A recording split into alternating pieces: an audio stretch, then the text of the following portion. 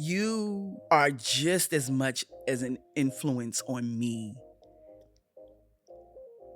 as I am. Don't you start now. I know. You're a huge influence on me. I tell people you're my big little sister. So wise, and I am so blessed to have you as my younger sister. And I was like, either we're gonna be boohooing or we're gonna be cackling. Hopefully we're gonna do a little bit of I both. guess we're gonna boohoo a little bit. Hopefully we're gonna do a little both. Don't bring no drama my way. Don't bring no drama my way. Don't bring no drama my way. Yeah, I might have a great day. Don't bring no drama my way. Don't bring no drama my way. Don't bring no drama my way. Yeah. What's up, everybody? Welcome back to I'll Just Let Myself In with your girl Lish Speaks, the podcast where we don't wait for an imaginary permission slip or some seat at an imaginary table. We let ourselves into our God-given doors. I started this podcast for a few reasons. One, I wanted to remind myself and people like me that you really don't have to wait for anything other than God to allow you to do the things He's called you to do. And the second reason that I started this podcast is because I could. When you can do something, you should. And I realized that for me, a large part of the confidence to do things because I can comes from a very specific person. You know, a lot of people get so much of who they are from their parents. And I get a lot of who I am from my parents. If you know me, you know my dad. There are other sides of me. If you know me, you know my mom. But there is no person in the world who has influenced my confidence more than the person on the couch today.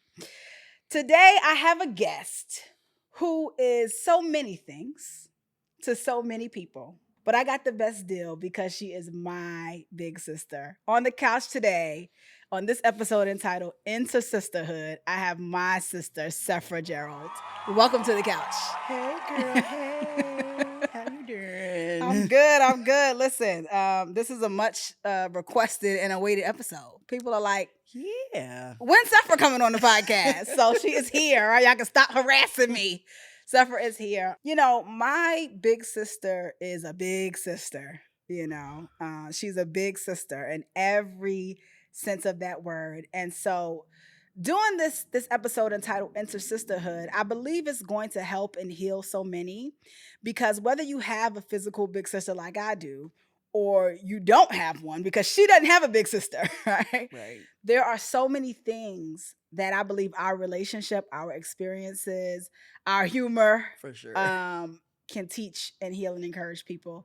So, Seth, welcome to the podcast. Thank you for having me. Awesome. Now, before we get into it, you know I have one of the best. Matter of fact, let me scratch that. I have the best segment in podcasting. It's called What I'm Stepping In. It's where I share with you guys what sneakers I have on for today. And I don't do this with every guest, but I'm going to do it because my sister has come in her fresh kicks. And we'll go ahead and do what I'm stepping in. Today, I'm stepping in my Jordan 3 Animal Instincts. You guys have seen these sneakers before. This is a repeat for me. I love this shoe.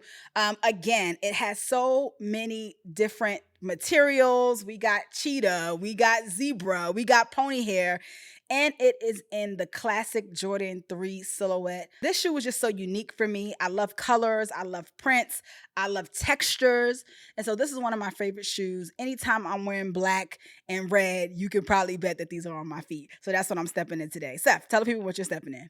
I'm stepping in New Balance 9060s in this cream, white, and gray colorway.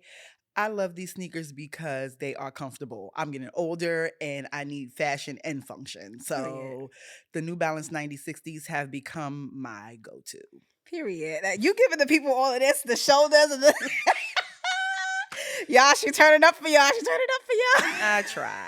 I try. Yeah, I know what we say here, and I'll just let myself in. If you like them, go get you some. So, Sefra, first of all, you know, we grew up in the same house, same mama, same daddy. Right on.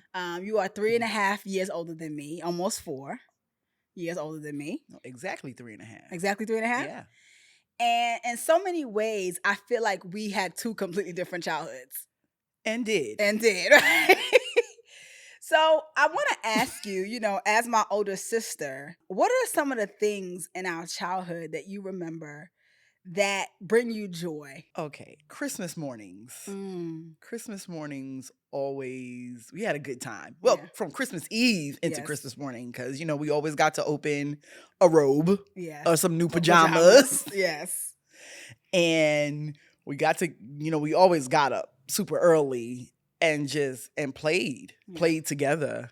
Tons of memories. Yeah. That's one of my favorite things. Actually, we played a lot together. Yes, we did. We played a lot together. Yeah. Barbies and dolls. Yes. Especially. Barbies and dolls. My friends, your friends, cousins. Yes.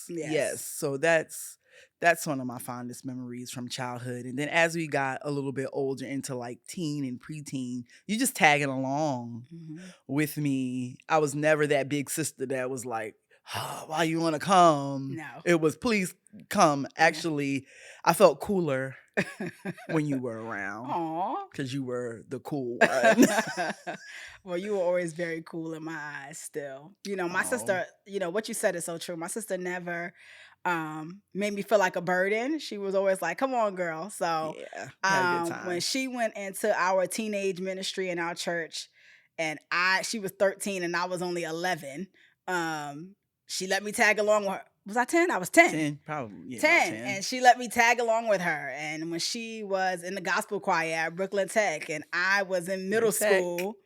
Yes, what's up, Brooklyn Tech? My husband and my sister are both graduates, so as well as Kim Coles, who plays Sinclair on Living Single, who makes me laugh every night while I watch it. So I'm indebted to Brooklyn Tech on a couple sides. But anyway, she always brought me along, tagged me along. I would leave school and go to her school. Yep.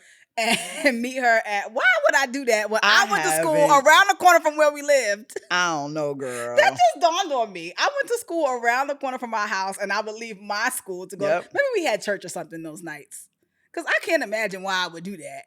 I don't remember, but I know you did. But I would leave my school, go up to Brooklyn Tech, and just hang out with all her friends. I think it helped me to mature. It helped me to be confident in speaking to people who were older than me. It helped me to know that, like, what I had to say and what I brought to the table was valuable. Wow. It just really, I don't know, being around you and your friends and your social circles, it helped me to grow up quickly, but not too fast. And so, yeah, I always feel really grateful and indebted to you in that way. I'm getting the phone call. Give me a second. It is Dad. This is our father calling me. I'm going to answer. I would never do this. Hey, Dad. Hey, what's going on? What you would never do? I'm filming a podcast with Sefra right now. Oh, let me let y'all do your work. Bye, Dad. Hi, Seth. Have fun. Okay. All right, I'll call you back. All right, love you. Bye. Father. That's our father. We'll talk about him in a second. But yeah, I think that it informed a lot of who I am. So we talked about fond memories of our childhood, and we're going to talk about some more. I think we grew up in the best era to be kids and the worst era to be adults. We got gypped. We grew up in the 90s. It was fun. Gypped. It was great. We all thought we were going to grow up to be Pam and Gina. Yeah. Grow up to be Tommy. I do got a job, though. I know, me too. But Lord, it's rough out here. No. It is. But on a serious note, I feel like we grew up in the best era to be kids. We grew up in a time where, we didn't have social media. So, my sister. Thank the Lord. Yes. I especially in my 20s. Yes. Girl, because your 20s. Whoo, child. My sister was outside at one point in her life, baby. And we'll get to that. We'll see if we can get to that too. But I feel like we've lived so many eras together, even though we're so young. And I just appreciate who you've been in every single one of those eras. So I talked about how we had two separate childhoods, even though we grew up in the same home. And we're only 3.5 years apart. And a large part of the reason that we had two separate childhoods is because you're the oldest. Yeah. And there's a whole thing online about oldest child, but specifically eldest daughter. Eldest daughter. Syndrome, lifestyle, trauma, all the things. Check, and check. Yes. So thinking about yourself as the eldest daughter and the childhood that you had versus the childhood that I had, what do you feel like was the hardest thing about it? I feel like the hardest thing for me was that I felt like everybody could do whatever they wanted to do, but I was stuck sort of being the responsible one. That was hard. Like I wasn't even allowed to veer to the left or veer to the right. And I'm certain that is a story that I told myself, right? In some ways. But it's how I felt. You know, like Alicia could dream and she could just be allowed to just be, and I had to be responsible. I had to get it done. Yeah. In a lot of ways, even as we grew up in our Christianity and our discipleship, like you could be Mary, but I had to be Martha. You know, it was difficult, but I was always super proud of you. Always super excited to see what you were going to do next and see, you know, how you were going to just live your dreams because you always had a big personality. And when we were younger, I didn't really know how to wrap my mind Me neither. around it all the time because you were like always moving, always dancing, always being Alicia, always being Lish. And I just felt like I didn't have that freedom all the time. There was a freedom about you now that I think about it. But I think as we've gotten older and kind of settled into who we are, it really is synchronous. You know what I mean? We complete each other in a very special way. Yeah, absolutely. So you talked about the story that you told yourself, you know, growing up, feeling like you didn't have as much, like you had to be the responsible one. And in some ways that's a story, but in some ways that was very much the reality, right? Yeah. Like if you know, grew up in New York City, you know, like there's no school buses really. Like you take the bus and the train to school, Right. you walk, you do different things. And like at a very young age, you were responsible for me and our younger brother, Jared, Right. you know, making sure we got to school. And I think things are so, you don't think about them until, I feel like certain city things you don't think about until you move to the suburbs. Oh, absolutely. You know, like how many places we went by ourselves. Oh my gosh. You know, and Yes. and maybe kids in the city don't do this anymore, but I have a feeling they still do way more than suburban kids. It's like you go. You might be Right. 9, your sister's 6, you know, and you taking her get on somewhere. the You get on B25 the- and go downtown Right. and meet your mother at J Yes, Street. Yes. Get on the 52 bus. Right. Okay. And you come back into the hood. And when you Yeah. get off at Gates Avenue in Lewis, you Right. walk to your block. You You know what I walk mean? over to Right. You know, you Lexington. get up and you go to the laundromat. Right. You know? And these are just things that we were doing. And in some ways I'm grateful for them because I feel like it made me, I'm very aware. Yeah. You know, I'm very good at people. I have a great sensibility. I have great street smarts. But you also think about it, it's like, whoa, this is really mature work. Right. You know, and so I feel like some of the narrative that you came to believe is grounded in a lot of truth. Yeah. Like when you are taking your 2 younger siblings to school, you are responsible for them crossing the street safely. You are Right. responsible for them getting home safely and getting there safely. You are responsible for making a phone call to your parent and saying, hey, we made it home. You are responsible for taking the doggone chicken out the freezer. Like it is a lot of responsibility. You know what I Right. mean? And I think that it took you some time to realize how much it had affected you. Yeah. So I want you to talk to other eldest daughters who may not be as far along on their journey. Because I want to say this. I want to give you these flowers.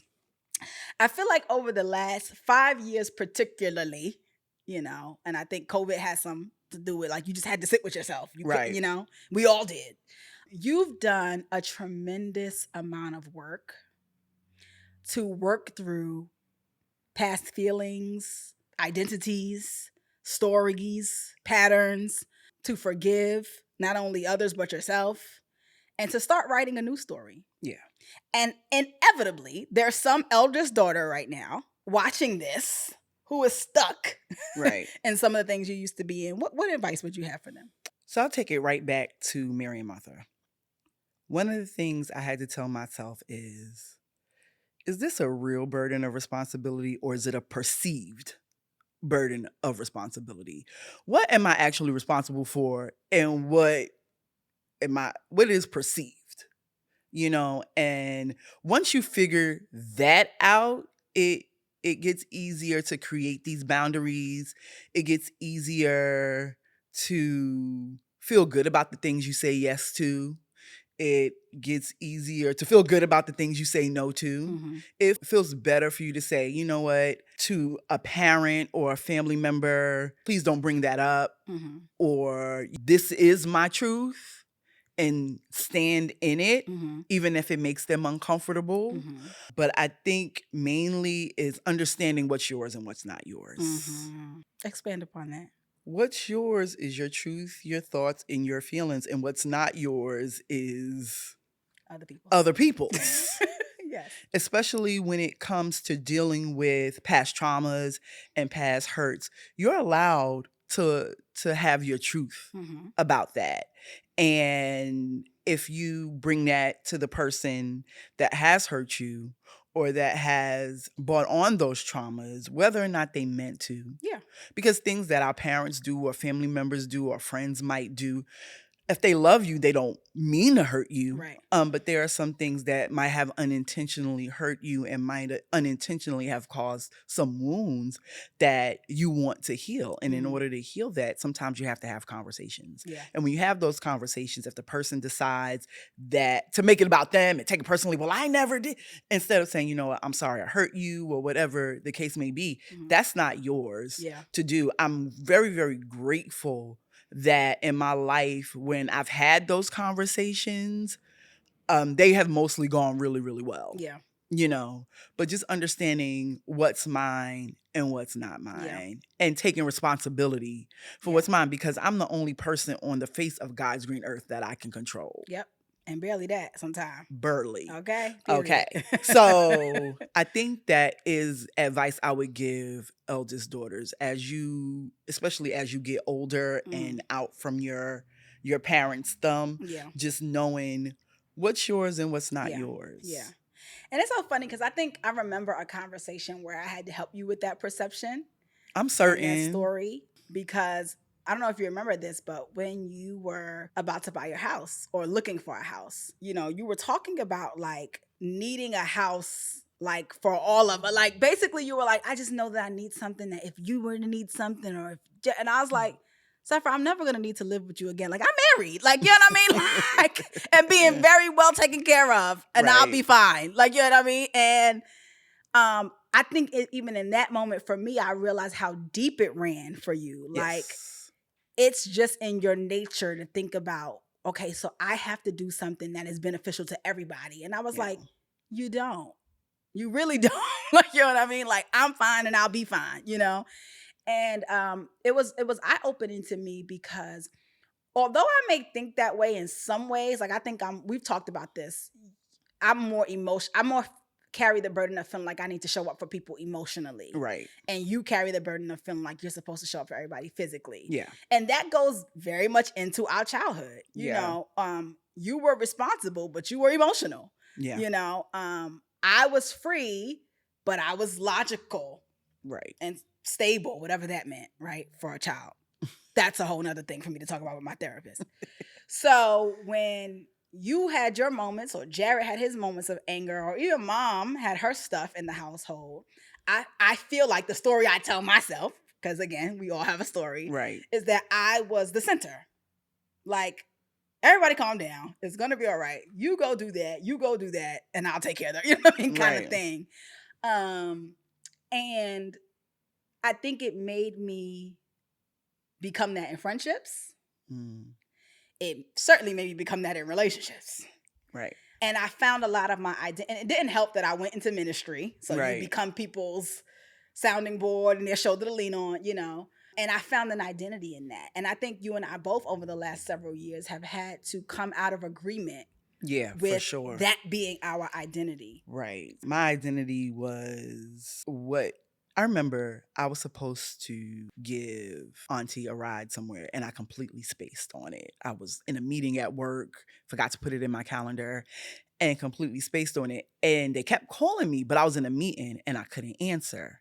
And like I answered the phone, where are you? Where are you? Why are you not coming? And I think they were more concerned because I wasn't answering the phone, not because I didn't show up, but because I'm so used to having to show up. Like I was like, I can't drop the ball. Like I really just like was up set. Mm-hmm. But I think I was more upset with myself because I forgot. Yeah. And I think that is that identity. Mhm. Like, if I'm not showing up for people, will they still love me? If Mhm. I'm not doing the thing, Mhm. what is my value? Yeah. I grew up hearing, Sefra's my right hand, Sefra's my right hand, Sefra's my right hand. Mhm. And while that was the compliment, I can understand the compliment that was meant to be, Mhm.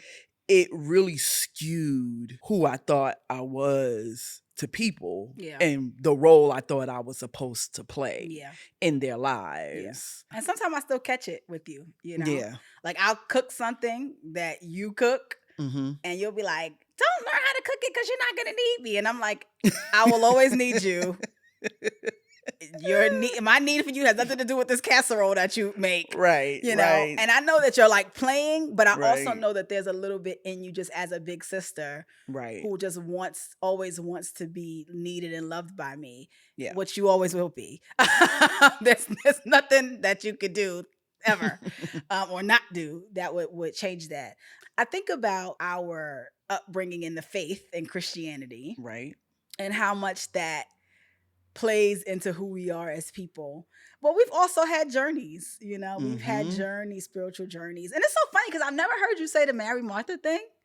I don't look at our relationship like that at all. If anything, I think I'm the Martha. So it's funny Right. to see that you Perspectives feel that way are because I'm like, definitely I was in this funny. thing 10 toes deep, you know. But I can see that though, you saying Yeah. that because I would definitely be the one at Jesus's feet. And I'd be the one in And the you'd be kitchen. the one, you know, making the bread. Right.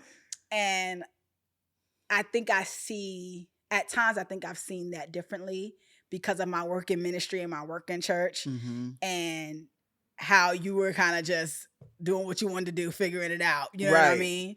And so I think we've gone on different journeys, but we've ended up at a very similar place. Yeah. Talk about your journey of finding God at a young age, but also having to bump your head a few times and figuring out, you don't got to go into all the details, but just figuring out how to get back to a depth and a real relationship with God in your adulthood.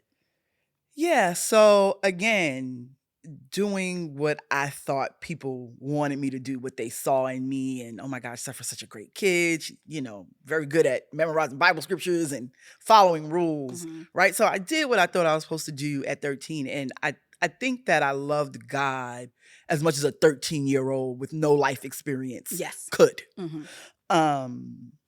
I think, I moved out of the house. And even though I was around other young Christians, I didn't really have deep relationships. And when my feet got put to the fire, I did not, my discipleship didn't stand. Mhm. And so I spent about 10 years in the desert, sometimes going to church, sometimes listening to gospel music, still being very much loved by my family who remained faithful and who I'm sure prayed a great deal for me. Mhm. But it was years of being, not just being outside, but I was out, like I was the definition of outside, like Yes, I remember. very much in the streets, Mhm. very much having, and I look back upon those times fondly. I had a lot of good times with a lot of good people. But it wasn't fulfilling. Mhm. And what was it, 2011? 2011, I got robbed at gunpoint. And seeing a gun in your face would make you think about some things. And that's when I decided to, rekindle my relationship with God. And even in that, I still struggled. For about 5 years with one foot in the world and one foot at church. I mean, I was still low key outside and coming to church on Sunday and like Homer Simpson moonwalking out the thing because I didn't want nobody to ask me no questions. And it took about 5 years or so for me to be like, girl, what is you doing? It was actually a Mike Todd sermon. And it was the sermon where he made the mud with his spit and put it, and he said, what if your healing is dirty. It was that sermon? Yes. I did not know that.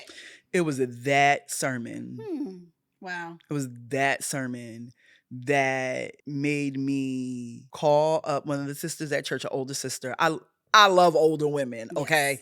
Yes. Her name was Juliana Moore, and called her and was like, can I come over? Can I come over right, like, ahora? Can I come over right now?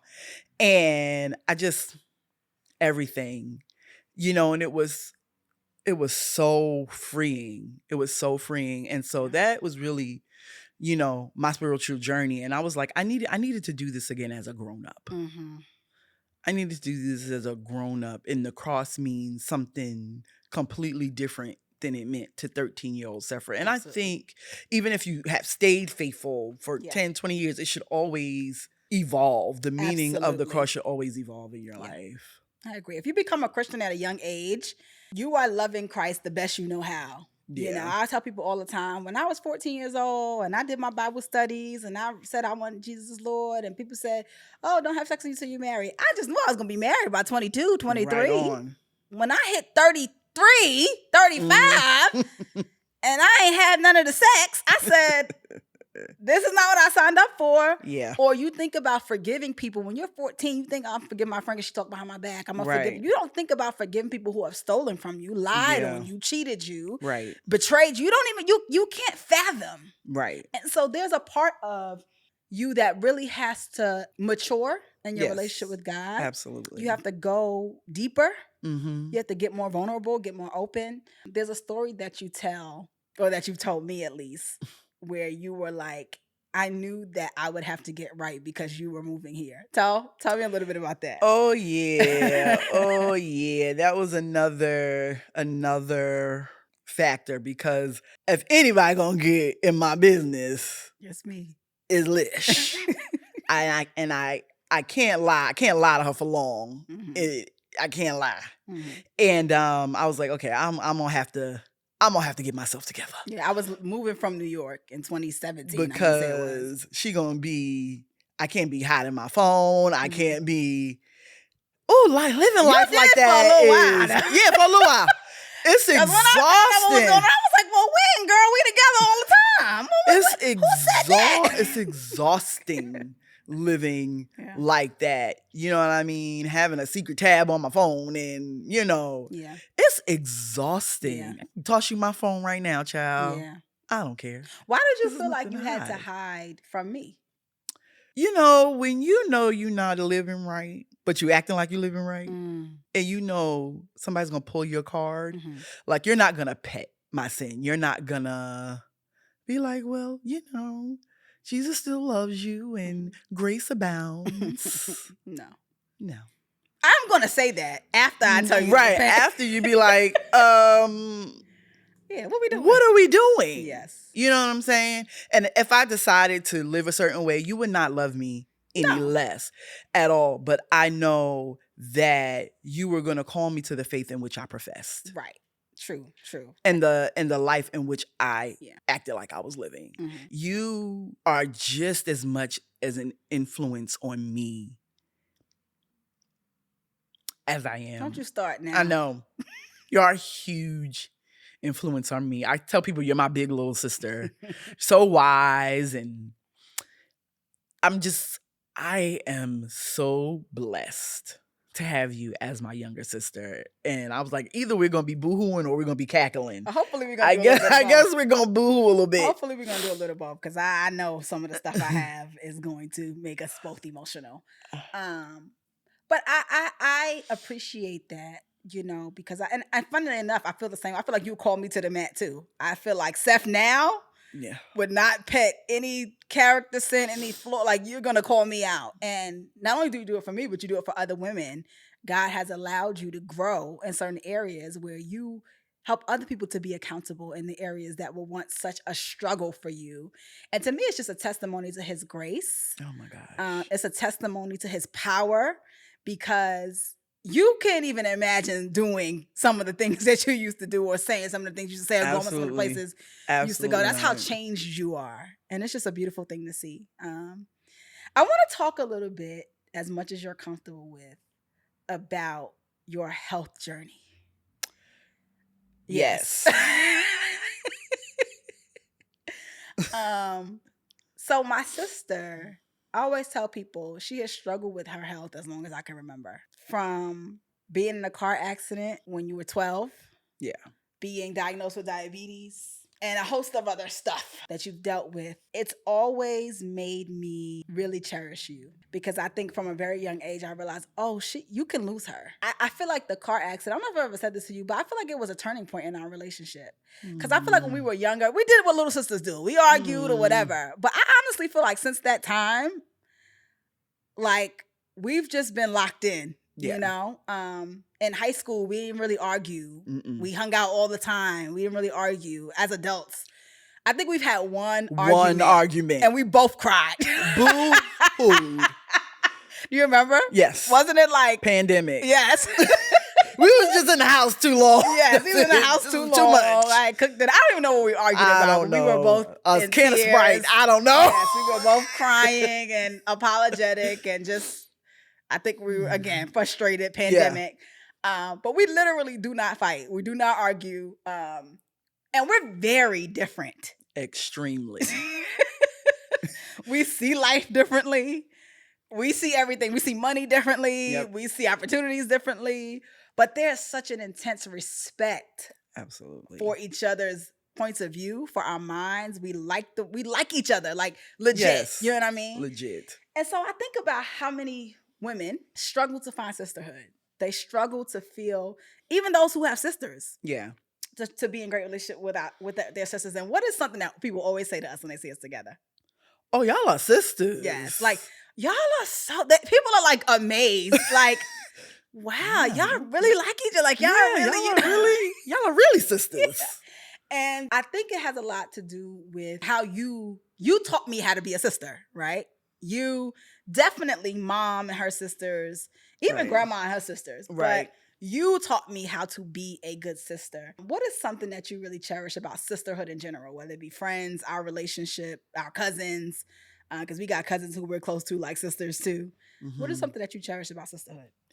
It's just that bond. Yeah. It's the bond, and it's the knowing that they're not going anywhere. Mm-hmm. You know what I mean? We could disagree about things.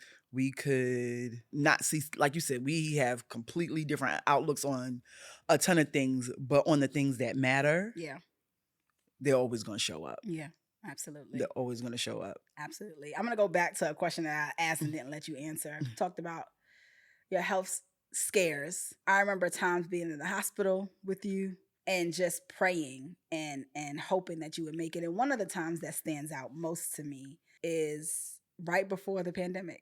Oh, in 2020? In 2020, early 2020. You were in the hospital for one thing, and then all of a sudden... I know I had COVID. Yeah, all of a sudden, this is before COVID had a name, but all of a sudden, all the COVID symptoms came. We had to wear masks and full body suits, almost hazmat, to go into her room. And I remember being at work. I used to work for Bank of America. And I remember being at work and mommy saying, you need to come to the hospital. And I was like, what's going on? And she was just like, you just need to come to the hospital. Just come.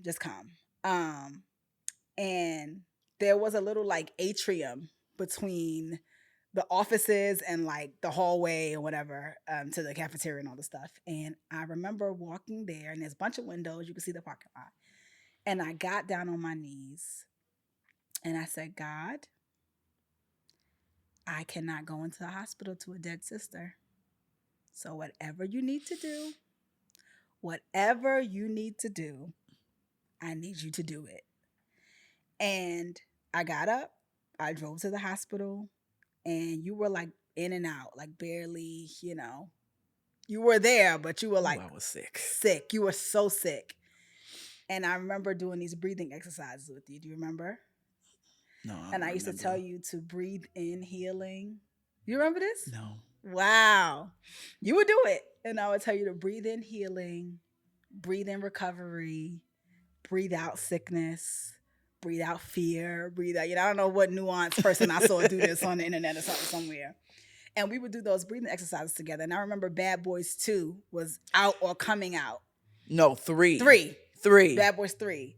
And you were like, hope I get to see this movie. And I was like, we're going to see this movie. We're going to go to the movie theater together and see this movie. You remember that? Yeah. I would tell you that. I do remember that. And you were just so out of it, so sick. And I just was like, remember, we have to go see Bad Boys 3. And I was doing all these things to give myself hope that you were going to make it out of this hospital. Because it was like the sickest I had ever seen you. Mind you, I've seen you go through a windshield and get 1,200 stitches in your face. That's another story for another time, right? With the car accident. But this was the sickest I had ever seen you. And I just was like, I can't do this. And I remember watching you slowly recover and that time building my faith in God so much.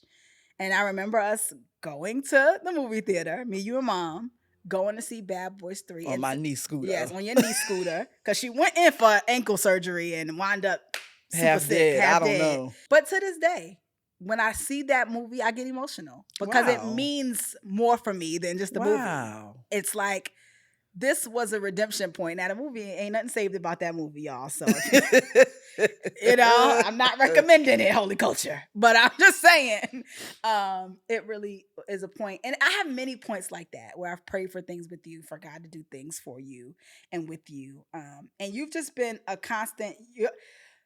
Unfortunately, your suffering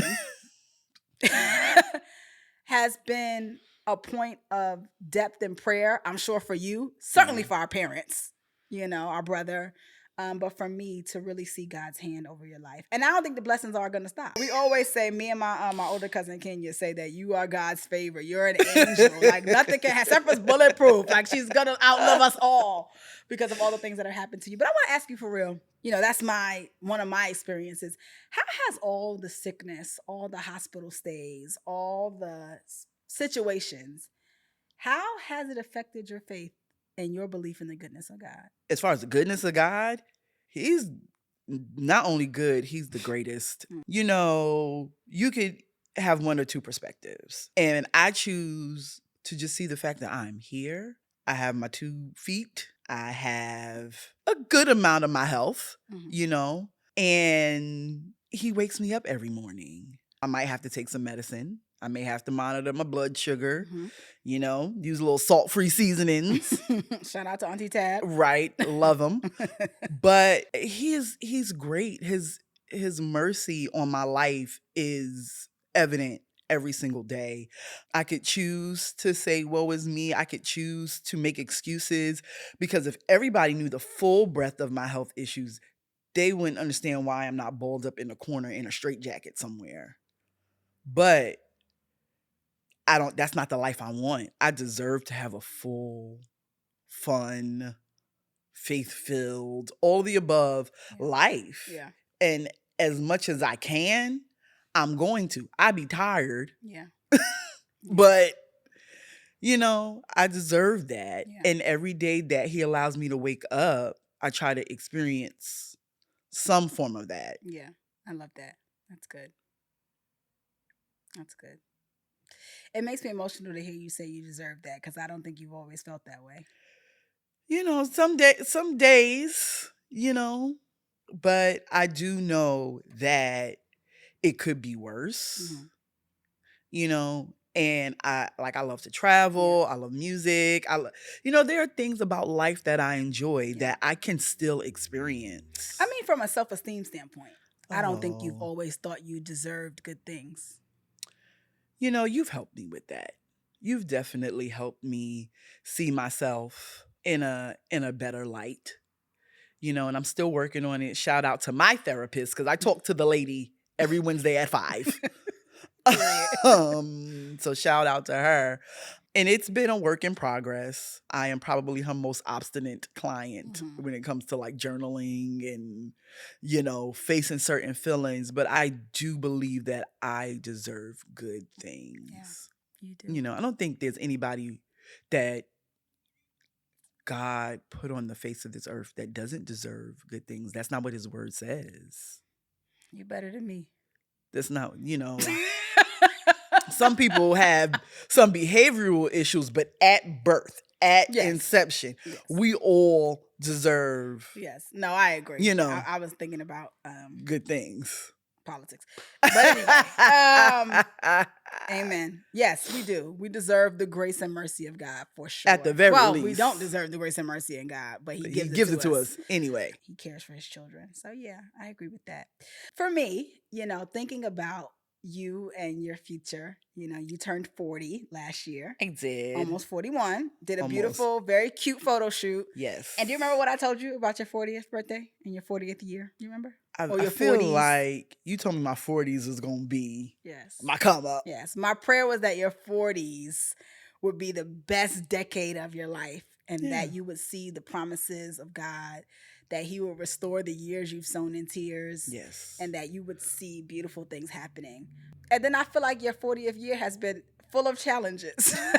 Good.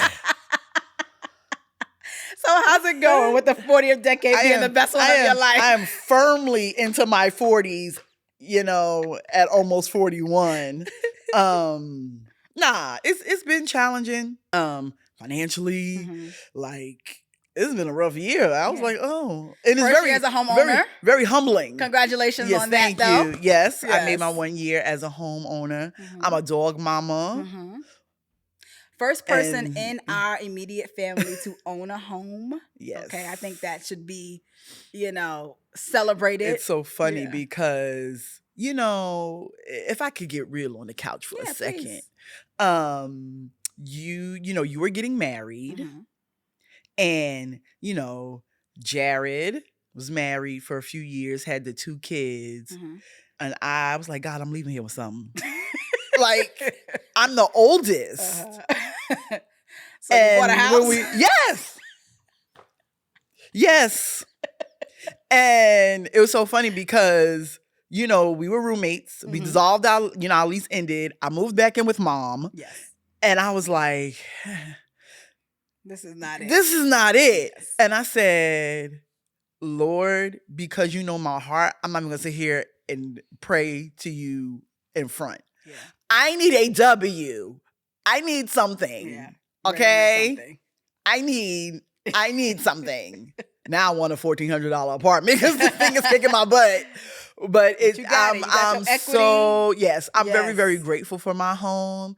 I love my home. And and he blessed me with it. It was a challenge. It was, I had a lender who lied and had to get a new lender who got me closed in 12 days. Come on now. She was amazing. My realtor was amazing. So God really put the pieces in order for me to be able to get my home. Yeah. But when I was praying for it, I definitely was like, Lord, this is selfish because I feel failure to launch. I felt very much failure to launch, working 2 jobs and going home to the bedroom in my, my mom's house.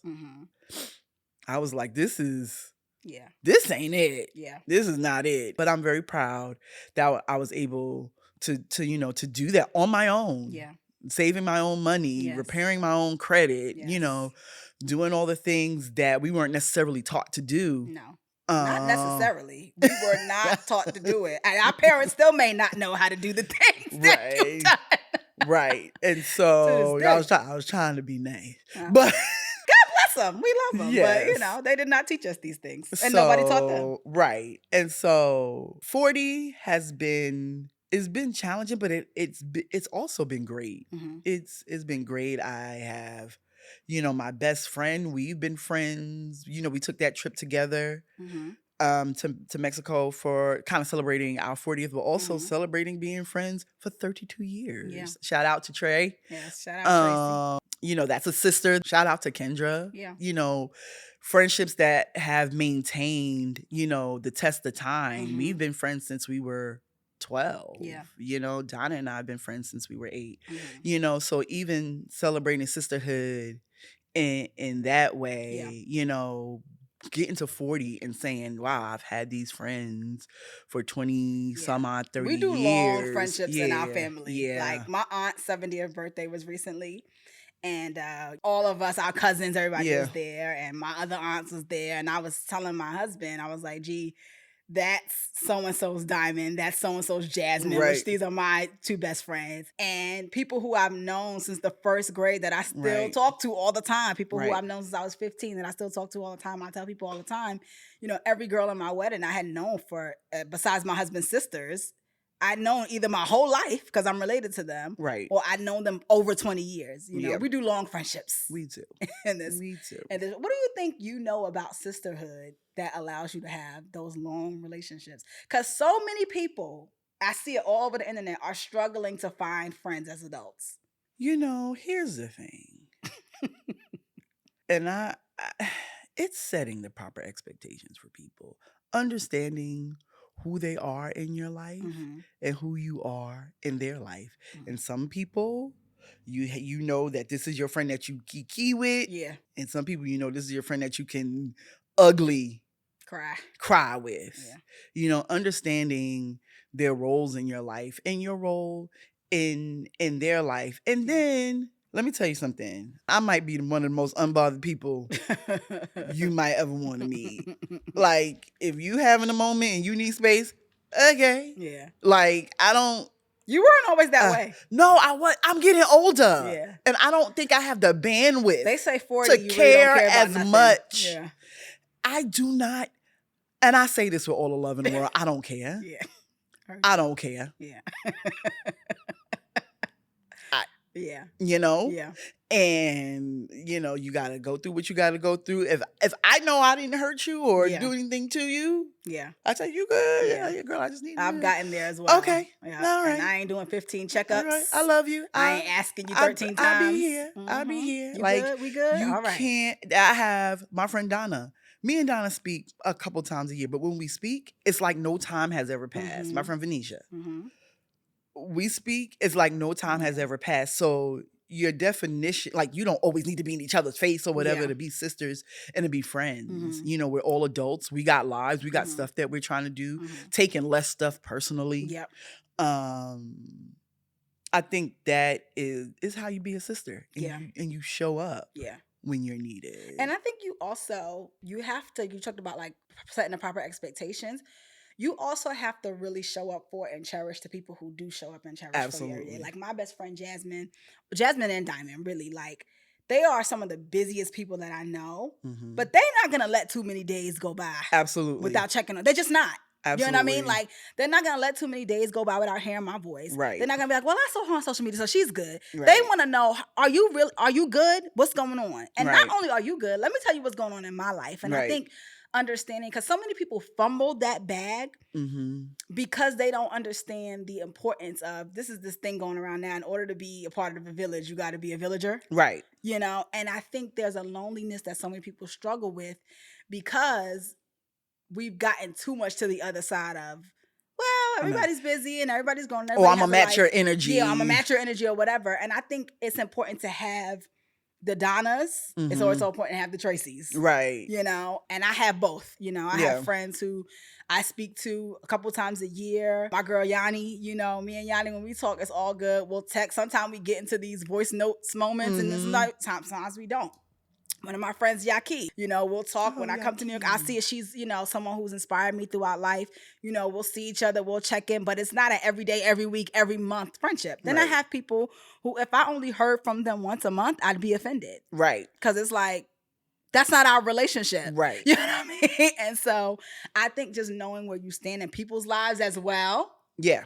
Because that sometimes you think you number 5 in somebody's friend list and you number 10. So, and that's okay. Like, you know? What's so funny is that, you know, I'll protect some identities, but I have a friend who was telling me like, oh, this girl want to hang out with me and da-da-da-da. She thinks, you know, she was telling me, oh, best friend this, send me best friend memes, da-da-da-da-da-da. And we're not best friends. Yeah. And I said, maybe you're her best friend. She might not be yours, but maybe you're her best friend. And she's like, that's hard though. I feel like I've been in that position before. That is hard, you know. People feel closer to me than I feel to them. Yeah. But I've been blessed to have some really good friendships. I've been blessed to even make friends as an adult. Shout Yeah. out to Christy. Yeah. You know what I'm saying? Like, I don't Our last friendship, before I got married and we right. moved out. Like, adult friendships are hard. Yes. Like, I feel like my long-term friendships, like, I got those in the bag. But adult friendships are hard. Yeah. You know what I'm saying? Sometimes things happen, life kind of Yeah. because things hit different, Yeah. as an adult. But I'm really, really grateful for the friends that I've made as an adult, Yeah. as well. The ones that have hung on. Yeah, for Yeah. sure, for sure. I want to show you a picture. Ooh. I want to put it on the screen so y'all will see it too. But I want to know what this picture makes you feel when you see it. Oh, Lord. It makes me feel Isaiah and Gideon. Yes, our nephews. Yes. We were just super cute. And it makes me feel like, yeah, this is my baby sister. This is my baby. Yeah. When I look at this picture, for me, I feel like it's very symbolic of our relationship still. Like, I'm sitting, you're standing with your arm around me. You look very much like, what's going on? I look very much like, is this my side? I got my little glasses on my head, we got our little baseball caps on, which this is still pretty much how we dress. Yes. And for me, it's just symbolic of like our bond, even from a young age. I feel like you were always just there with your arm around me, even from a young age. I have another picture that I want to show you. So when you see this picture, what does this make you think of? Oh, just it's like the other side of it. Yeah. Like, girl, we made it. We is here. We is adults. We 2 different just timelines. Yes. showing up for one another, being there to support you at the time. That was your bridal shower day, photo shoot. Something like that. I don't know what it was. It was a day. It was a wang dang doodle. It sure was. But that picture makes me feel very proud. That picture makes me feel very proud. I feel like you will never stop being a big sister. Y'all, everything my sister sees that I'm doing, she cries. Everything. I think she gets more emotional than my parents. I'm like, why does everything that's because I love you more, but that's our inside joke. She thinks she loves me more than my parents. I don't think that's possible, but maybe, perhaps. But you get so emotional about all my accomplishments, all the things that I do. What is it about being a big sister that turns that part of your emotions on? Well, here's the thing. I don't have kids. Mm-hmm. You and Jared are my babies. Mm-hmm. I wasn't just like a big sister we played together. I was a big sister that made you food. I was a big sister that helped you with your homework. I was a big sister that got you to and from safely. I was a big sister that took you everywhere with me. I was, I was a parentified child. And so I don't look at you just like, oh, this is my little kid sister. It really touches something inside of me to see all the things that you are doing. And I mean, I could be anywhere. I could be in the last thing, I was in a Dunkin' Donuts drive-thru and you sent me a screenshot of something and I just couldn't have ordered my coffee because I'm just so proud of the woman you are and the woman you're becoming. I can't contain myself. I don't know, girl. I think it's the most adorable thing. I'm like, why are you crying? She's like, I don't know. I'm just so proud of you. I am. I Extremely. Love it. It makes me feel very, very accomplished. There are very few people in the world that I care about impressing. You know this. Yes. As much as I do media and all of this stuff, I'm like, is my husband impressed? Is my sister impressed? Like, other than that, maybe Jasmine. She has high standards. I can't. Impressed. Kenya, there's a few people, maybe 5 people who I want to be impressed with what I do. Yeah. But you are definitely, right up under my husband on that list. He beat you out. So I want to talk about a few things before we go. My sister taught me so much about life and love and relationships, and showing up well. You taught me about personal brand, right? Like before branding was a thing, you taught me like when I got a job, you know, like the way you show up is your It's your personal brand. brand. That's how you represent yourself. It's not about who's watching or who can give you accolades or who can give you kudos. You do everything well because that's what we do. You know, you taught me about integrity. You know, it's so funny when I had Jared on the podcast, I was like, what's the one lesson you feel like you learned from me? He said integrity. And I was like, really? I'm like, I must have only taught you that because Sefra talked to me about that because that's not, I mean, I really do care about integrity, honestly, but I didn't remember even teaching him that lesson. But I Yeah. remember you teaching me that lesson and lessons like that. What are some of the things that you still feel like you want to teach me? Ooh, girl. I don't know, because I feel like the shoe is on the complete other foot. I learned so much from you. I want to teach you how to make rice. Dang. I make perfect You rice. do. My husband is laughing because I cook down, y'all. I throws Yeah. down. When I tell you I cannot make rice, I make everything else. But I'll be like, listen, we need to buy the 90-second rice for the microwave. We need to go get some rice and peas for the Jamaican spot. But my sister does make perfect rice. So yes.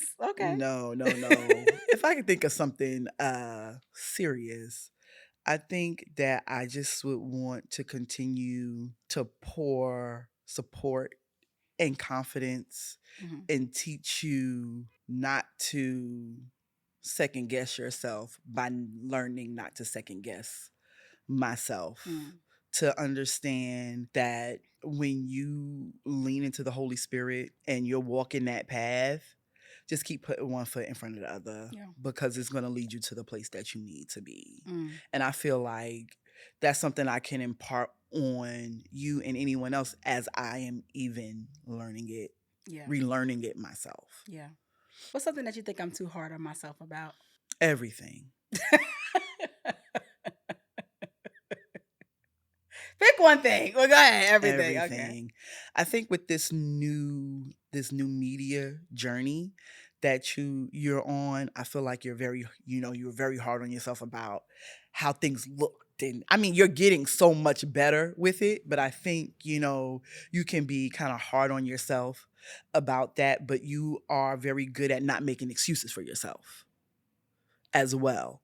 So, it's Yeah. a balance, but This is a rapid fire. What are some things in you that you think I need to imitate? what are some things in me that I Yes, think you that need I to need to imitate. imitate? Yeah. Ooh, girl. We have the same sense of humor. We do have the same sense of humor. I think this is a hard question. I'm very sorry that It's okay. I am having I'll the edit this time out. difficulty. Yes, please. In so many ways, I feel like you've just surpassed me. That's not true. That I'm not sure that um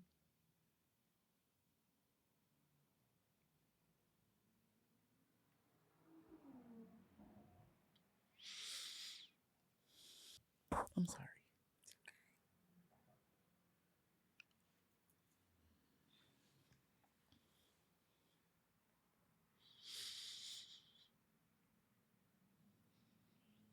I'm not that great. But you're pretty great.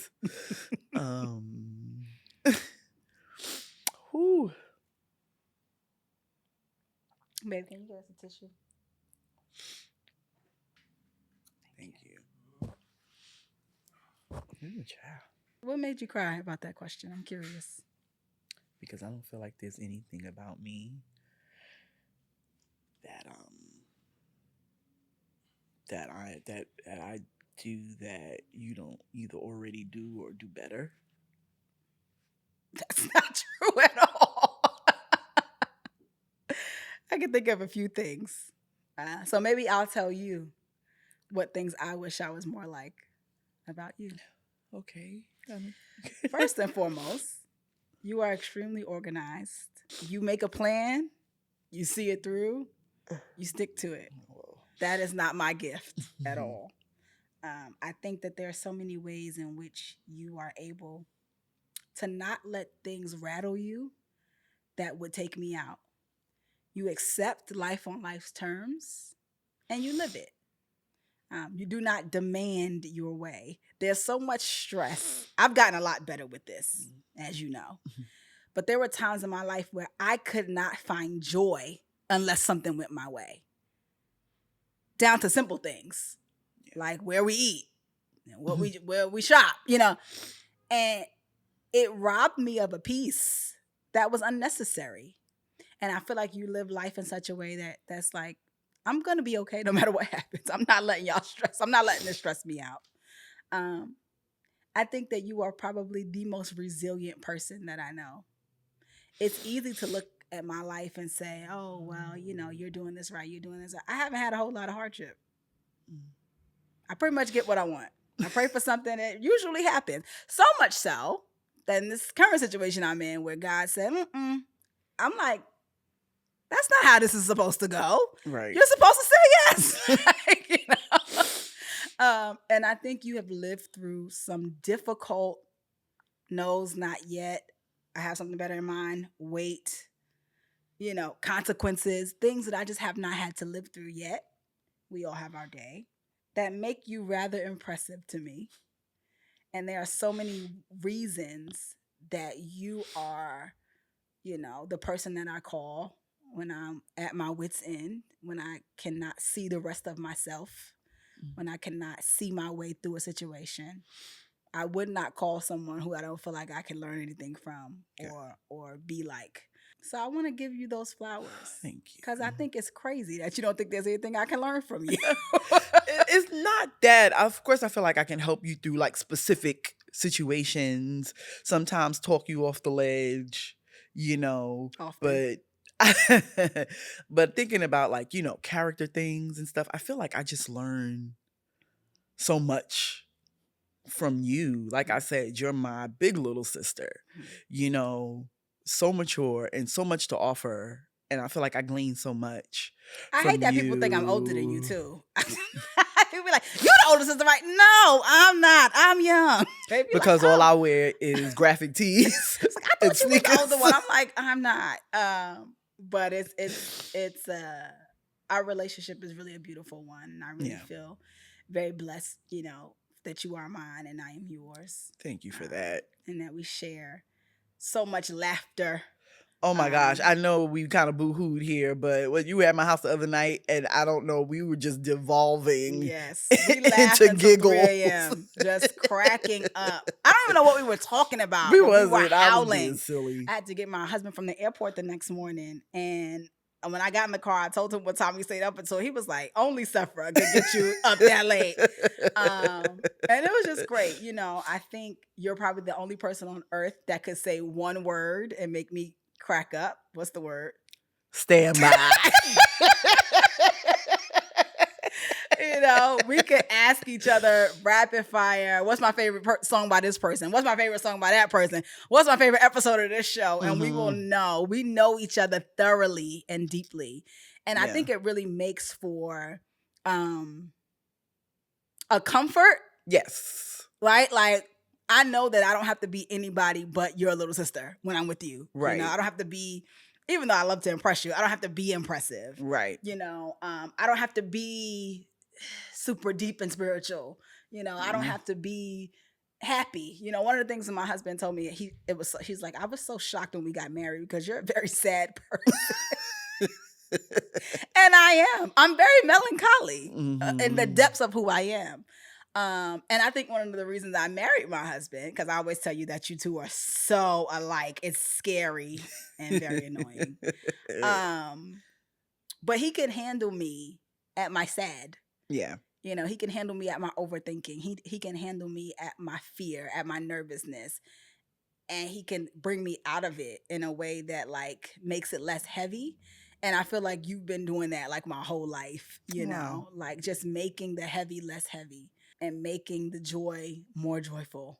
And so I really do appreciate that about you. Really quickly, I think about who we are right now and the women that we are prayerfully becoming. What is one dream you have for our relationship? Oh my gosh. Sisterhood. Okay. Oh, I already know what you're about to say.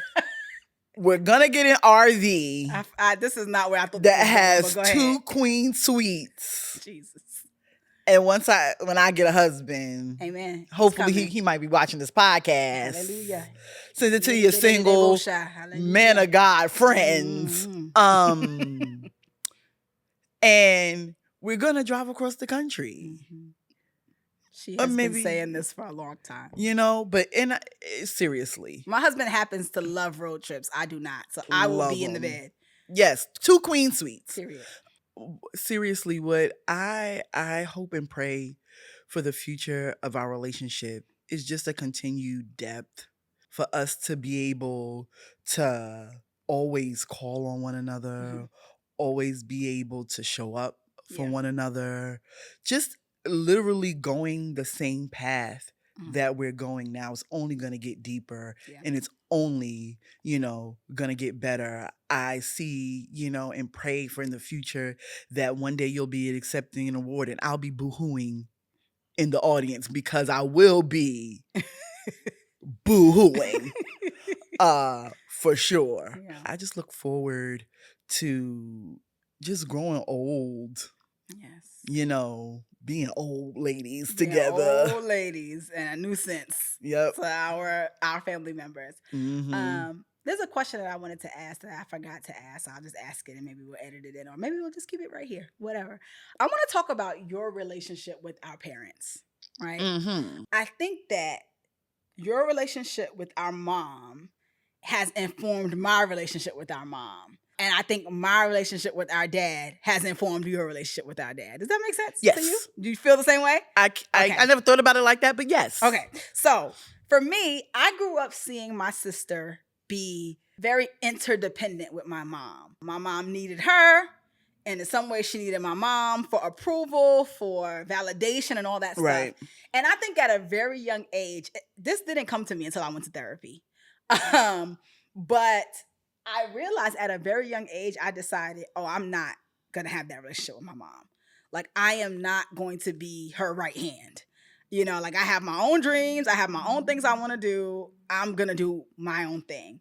Mm-hmm. And I'm not going to need her for validation. I would like her validation, but I'm not going to need it, right? And then I think how I informed your relationship with our dad is because I came to, and I've spoken about this on other episodes, so go back and watch the episode with my mom, my dad, my brother. I came to a forgiveness of and an understanding of our dad, which I think because you trust me, you trusted that you could go there as well. Right. And I think that with our mom, there's been so many conversations and healing that I feel like I have fostered in you all's relationship that has actually made me and hers relationship better and more honest, where we could have certain depth of conversation. And so when you think about your relationship with our parents from childhood to now, what are some of the feelings that come up, good or bad? I think that, always had what I thought was, a good relationship with mom until I got a little older and things started to frustrate me. And, bickering and things like that because I was triggered and didn't really deal with it. But I think now that I've had my own bout with therapy and had some honest conversations, some of them, like you said, fostered by you, I think our relationship is great. Me and mom speak every day. Yes. Probably twice a day. You make me look bad because she'll be like, Steph calls me every day. And I'm like, that's not happening over here, sister. Right. Also, I don't call dad every day either. I don't call nobody every day. I don't call you every day. No, we don't. I think my mom thinks that people think we speak every day, but we don't. But we do. I speak to you more than anybody in our family, for sure. Yeah, I think that it has. One thing mom does is respect me as an adult. Yes. And so even hard conversations we're able to have because we're two adults, and I'm never gonna disrespect my mom. She also gets we don't to play humility that quickly. Yes. She may not start there, but she gets there rather quickly. Yeah. I think with us. Yeah. And she listens and she really tries, because I think when it all boils down to it, mom wants great relationships with us. And so the humility is there, and it helps you to be humble as well.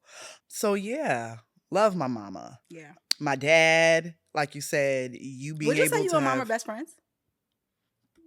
that's my dog. Yeah. Yeah, I feel like y'all that's my are. road dog. Yeah, she's supposed to come over next Friday and watch a movie. Yeah. And I called, I was like, I need to watch this movie with you. Yeah. You know, yeah, that's my dog. Yeah. That's my dog. I think our relationship has grown because now we used to run in the same circle a lot also, which I think Yes, I used was to tell you to- I used to tell you frustrating. to stop doing that. So You took a long time she's to got listen to some me. friends and I've got some friends, and now us coming together is like, because we want I to used be to be together. like, girl, you are 37. Why are you with the 60-year-olds? I do like the 60-year-olds, but you know, I gotta, you know, back up a little bit. And they were her friends first, to her, you know, to her credit. So it's like, now, girl, you coming up in my friend group and acting like you don't want me here. Right. So, you know, had to do that. But I feel like I have a great relationship with mom. I have a great relationship with dad. Dad's very protective of me. Yes, he is. Doesn't want me doing too much for anybody, even him. He's you know, tries not to call me, ask me too many questions, and da da da da da. But you know, like you said, you having that conversation, that come to Jesus moment with dad, allowed me to have one too. Yeah. And it's been good. It's been really good as an adult having these relationships with our parents. I feel so blessed, and I think, like, even right now, I feel like I'm in a season with my relationship with mom where I'm just seeing her as a woman. Yes. And like, this is gonna sound weird, but like falling in love.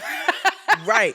All the things. That's a weird thing to say, but like, I'm like, oh wow, like you're really great, you know? Not that I didn't think that before, but just I just see her differently now than I think I did growing up. Right. And I see her for all the ways she does try, all the ways she does show up. Like, I think me, for a long time, I didn't want kids. So now that I'm thinking that I'm, you know, may want to be a mom, I think about her as a mom. Right. Like, there's so much I would want to imitate from her as a mom. Right. You know, obviously there are things I wouldn't. Everybody has stuff. Yeah. But the fun. Yes, we had a blast. Oh my goodness. We had a good time.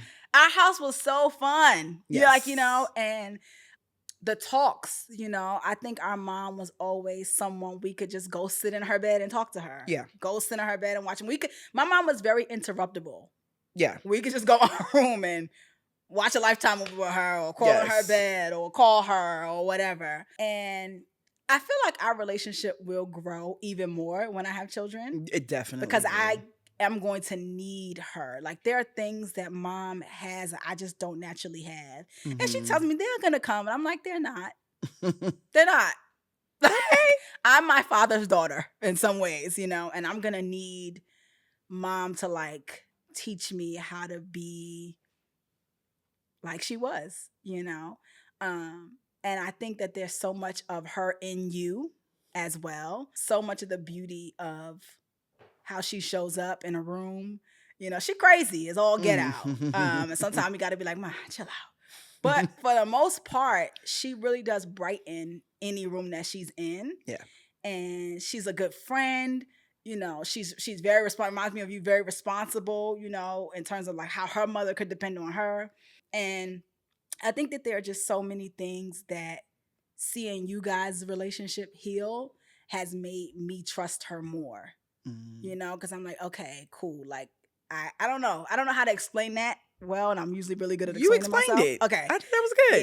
Yeah, it makes me like have feel a closer relationship with her, because I'm also very protective of you. Yes. Solange in an elevator.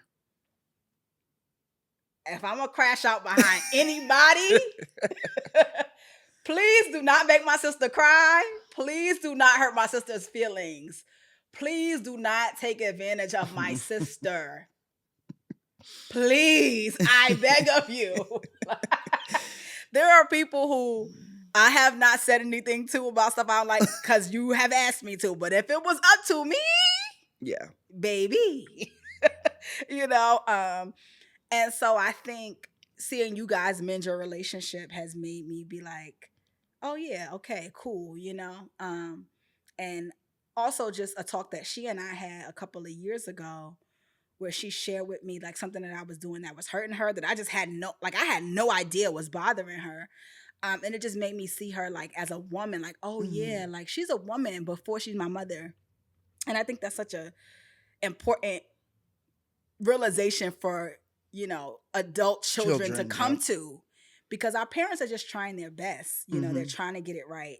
And I think of that. So anyway, something that I would imitate from mom is the fun and just also the great debt that we owe her by way of teaching us to be faithful to Amen. Jesus. That part. Teaching us the word. So much stuff that we did not get into at a young age is because of the way she ran our household. Yes. My mother was not playing, you know what I'm saying, when it came to us doing the right thing and us knowing our word for ourselves. She used to say, even if I tell you something, go back to the Bible and find it for yourself. I mean, she was saying this stuff to us when we was like 7. Yeah.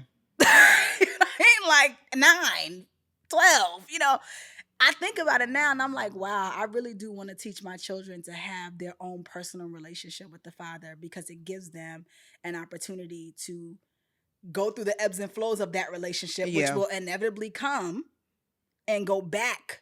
Yeah. Always find their way back to center. Yeah. And I think that's something that she did really well. I think in terms of dad, something that I think I've always wanted you to feel, and I think you feel it now, is how much he loves us as his daughters. For the longest time, I just knew you were dad's favorite. I am a little bit. Your mom's favorite, though. Am I? Oh, absolutely. Sure it's not Jared? Jared's both their favorite, and for other reasons. They will do things for Jared that they will not do for us. Yeah, he's the real favorite of them both. Right. But yes, Dad would not say I'm his favorite, but I'm his favorite. I think so. And Mom would not say you're her favorite, but you are. For the longest time, but I know Dad loves me. I know Dad loves me very, very much. Yes. They love us differently. Yes. And that I understand now. Before I just didn't. Mm-hmm. We're different people. Mm-hmm. And we resonate with them differently. Yeah. Mom and I are a lot more alike. You and Dad are way more alike. Dad's great. Yeah. Dad's a great friend. He's a great sounding board. He cracks me up. Yes. Both of our parents are out. Yeah. And I, because I live so close to the airport, I always get to pick him up. He always gets to stay with me, first. Mm-hmm. And, he's always like, I don't want to be inconvenienced, you know what I'm saying? And I'm like, Dad, it's fine. He will show up and help me if I need anything, if I'm struggling, without even asking, I'll have a Zelle. Yeah. And that's the type of man, Dad is. And I think, like you talked about on the couch with Jared, when we were all at one point like, is that okay? But I think that shows that if you still have time, if God wakes you up, you can make any change that you want to make. Yep. And that's what I see in my dad. Yeah. He decided that he wanted to change his relationship with his kids. And he did it humbly. Yeah. He did it on our terms. Mm-hmm. And it has been great. Yeah. Yeah. I love it. What I always tell people is he did it humbly but confidently. Yes. There was no like, if you would have me. It was like, I'm your father. I care about you. I love you. I'm not going to impose my way. But right. This is what this is what I think. And I'm sorry. Yeah. And, about the past. And I'm ready to move forward if you are, kind of thing. Yeah. And it's one of the most manly things I've ever seen. And I think that so much of who I am and will become is because of the confidence that has been instilled in me by both my parents. I always talk about how our gifts were never put down. Right. Like, whatever we wanted to do or thought we could do, our parents supported it.